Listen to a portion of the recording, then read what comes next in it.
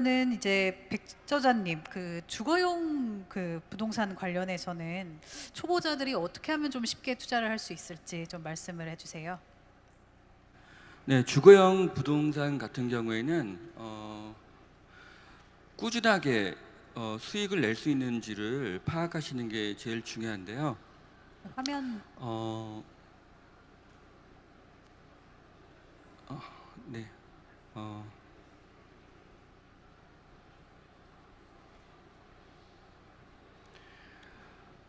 그 부동산에 있어서 제일 중요한 부분은 그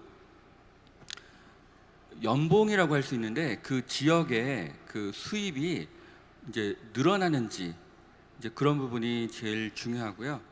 그 다음에 이제 교통 부분, 그 지하철역이 하나가 지나가는지 더블 역세권이 되는지 이제 트리플 역세권이 되는지 또 그런 부분이 중요하고요.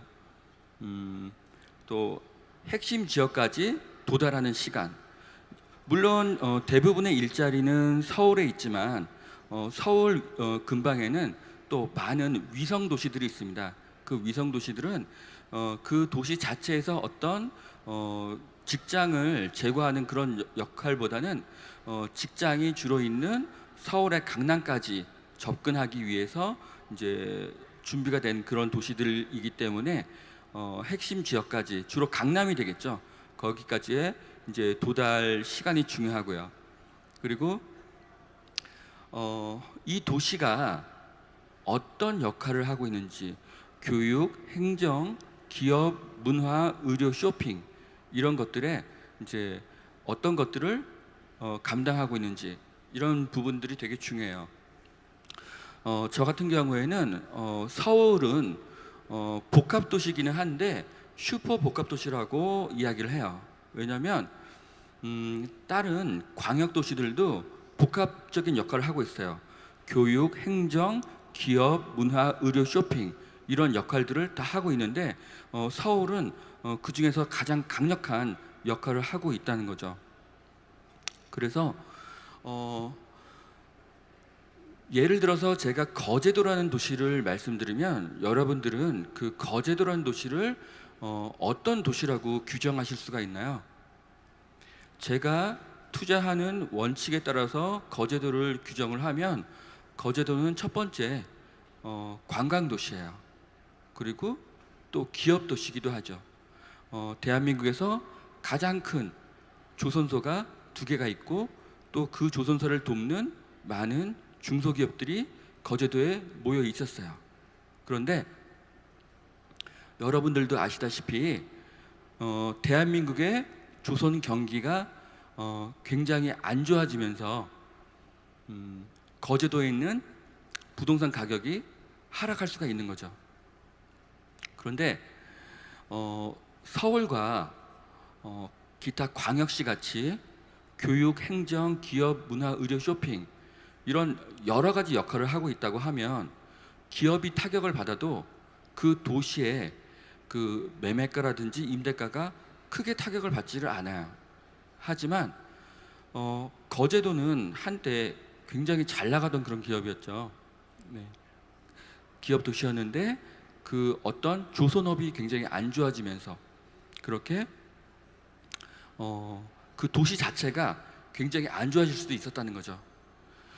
거제도의 그 조선소에서 근무하셨던 분들은 자기들이 그분들의 상당수가 1, 2년 후에 일자리를 잃을 것이고 또 급여가 줄어들 것이라는 것을 예상하고 계셨어요. 하지만 그 전에 몇 년 전부터 거제도는 경기가 좋았기 때문에 아파트를 계속 짓고 있었어요. 그래서 그런 거에 대한 정보가 없었던 분들은 또 아파트를 투자하고 나중에 입주 시에 임대를 놓기가 또 굉장히 어려워지겠죠. 그래서 여러 가지 역할을 할 수 있는 도시, 그 중에 가장 강력한 슈퍼 복합 도시는 여러분들이 계신 이 서울이고요. 그 다음에는 광역시가 될 거고요. 또 광역시는 아니지만 그 인근에서 교육, 행정, 기업, 문화, 쇼핑, 의료 이런 것들을 다 감당할 수 있는 천안 같은 그런 도시도 있죠. 그래서 여러분들이 대한민국의 앞으로 인구가 줄어든다고 하는데요. 분명히 지금 한국에도 인구가 줄어드는 지역이 있어요. 경상도 일부 지역, 전라도 일부 지역, 강원도하고 충청도 일부 지역도 인구가 줄어들어요. 그런데 앞으로는 사람들이 어떻게 되냐면 점점 지방에서 서울과 광역도시로 많이 옮겨가실 거예요. 여러분들이 그 이유는 고령화가 되시기 때문에 그래요. 여러분들이 고령화가 되시면 공기가 좋고 그리고 뭐 자연 환경이 좋은 그런 전원주택으로 가시는 게 아니에요. 여러분들이 고령화가 되실수록 의료 서비스와 문화 서비스를 받으실 수가 있는 대도시로 가실 수가 있어요. 그리고 대한민국이 앞으로 인구가 줄어든다는 이야기를 많이 하는데요. 대한민국이 인구가 줄어드는 것은 기정사실이에요. 하지만 대한민국의 인구가 줄어들어도 일부 지역은 늘어날 거예요. 그 늘어날 곳이 어딘지를 생각하면 서울과 광역시와 그런 대도시가 되겠죠. 그리고 또 여러분들이 또 생각할 부분은 앞으로 10년 내에 대한민국이 통일이 되지 않더라도 그 북한과 어떤 왕래가 자유로워진다고 하면 그 인원들이 어디로 갈 것인지, 그분들은 아마 동독과 서독이 그랬듯이 일자리가 있는 곳으로 가실 거예요. 그래서 일자리가 있는 곳에 또 투자를 하셔야 되겠죠. 그리고 이제 요즘에 보면은 뭐 갭 투자라는 것을 많이 하세요. 갭 투자라는 것은 매매가와 전세가의 차이가 적을 때 그 갭만큼의 금액만을 지불하고 내가 이 부동산을 투자를 한다는 건데, 그냥 매매가와 전세가의 차이만으로 투자를 했다가는 앞으로 낭패를 보실 수가 있어요. 왜냐하면 저도 예전에 갭 투자를 했지만 그 갭 투자는 소형 주거용 부동산에만 국한이 돼 있었어요.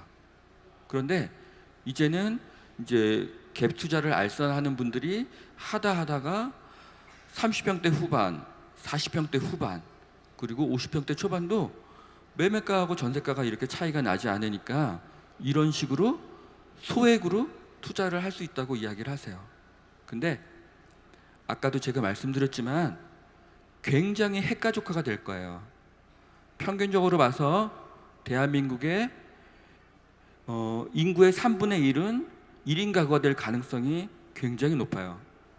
그러면 내가 뭐 큰 아파트로 쉐어하우스를 이용하는 경우도 있긴 하겠지만 전반적으로는 이제 대형에서 소형으로 가게 되는 거죠.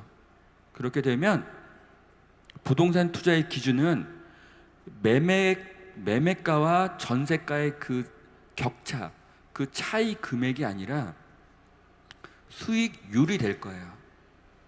수익률이라는 건 뭐냐면 이 부동산을 내가 1년 동안 가지고 있을 때 모은 1년 동안의 총 월세 나누기 매매가와 그 보증금이 있잖아요. 뭐 보증금 1,000만 원이라도 그 보증금을 뺀 금액, 그 금액을 계산한 것이 수익률이 되는데요. 이것을 제가 구체적인 예로 들면 매매가 1억에 월세가 보증금 1,000에 50만 원이라고 하면 50만 원을 1년 동안 모으면 600만 원이 되겠죠. 600만 원을 1억이 아닌 실제 투자 금액인 9천만 원으로 나누는 거예요. 600만 원 나누기 9천만 원을 하면 6.6%의 투자 금액이 수익률이 나와요. 자, 6.6%의 수익률이 나온다고 하면 이 부동산은 투자할 만한 부동산일까요?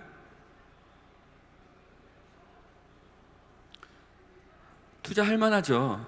네.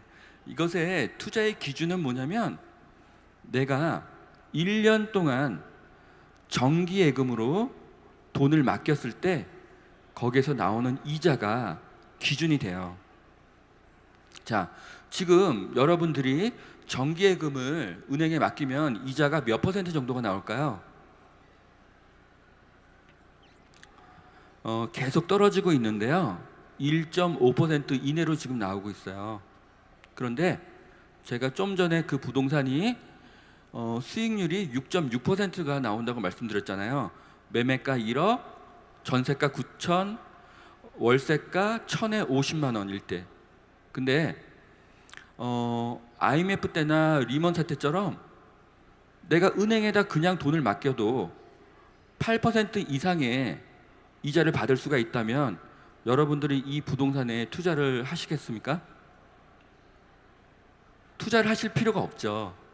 네, 왜냐하면 부동산에는 리스크라는 게 있기 때문에요. 그 리스크는 뭐냐면 일단 환금성이 떨어져요. 부동산은. 그리고 그 어떤 그것을 관리하기 위해서 나의 노력이 들어갈 수도 있고요. 그리고 가격이 하락할 위험성도 있는 거죠. 그래서 그런 거에 대한 위험 부담분을 여러분들이 계산을 하셔야 되는데 그 기준은 저 같은 경우에 저금리일 경우에는 플러스 3%라고 말씀을 드려요. 그러면 지금 정기예금 금리를 아무리 높게 봐도 1.5%가 안 되죠. 그리고 제가 리스크를 3%를 봐야 된다고 말씀을 드렸죠. 자, 여러분들이 월세가 나오는 부동산에 투자를 했을 때 그 부동산이 1년 수익률이 최소 몇 퍼센트가 나와야 될까요? 4.5%가 나와야 돼요. 지금 정기예금 금리 그냥 내가 맡겨도 1.5%가 나오고 그 다음에 내가 또 이 부동산을 투자함으로써의 그런 위험 부담률을 고금리일 때는 2%만 계산을 하셔도 되지만 지금같이 3% 이하의 저금리일 때는 3%를 보시는 게 좋아요. 그러면 제가 아까 말씀드린 대로 1년간 나오는 그 현금 흐름 나누기 실제 투자 금액을 하면 수익률이라는 게 나오는데 그 수익률이 최소 4.5%가 나오셔야 돼요. 4.5%가 나오지 않는다는 것은 월세가 나오는 거에 비해서 집값이 많이 비싸다는 그런 의미가 되겠죠. 네. 네. 예, 참 하고 싶으신 말씀이 너무 많으신 것 같은데 어차피 다음에 해주실 강연 그 이야기하고 좀 일맥상통하는 것 같아서 제가 좀 무례를 무릅쓰고 다시 질문을 드리겠습니다. 그 이제 초보자들일수록 유의해야 할 사항, 뭐 갭 투자보다는 아무래도 방금 말씀하신 강조하신 수익률에 좀 주목을 해야 하고, 그 다음에 단순한 그런 도시를 넘어서 슈퍼 복합 도시에 주목을 하라 이런 말씀이셨는데요.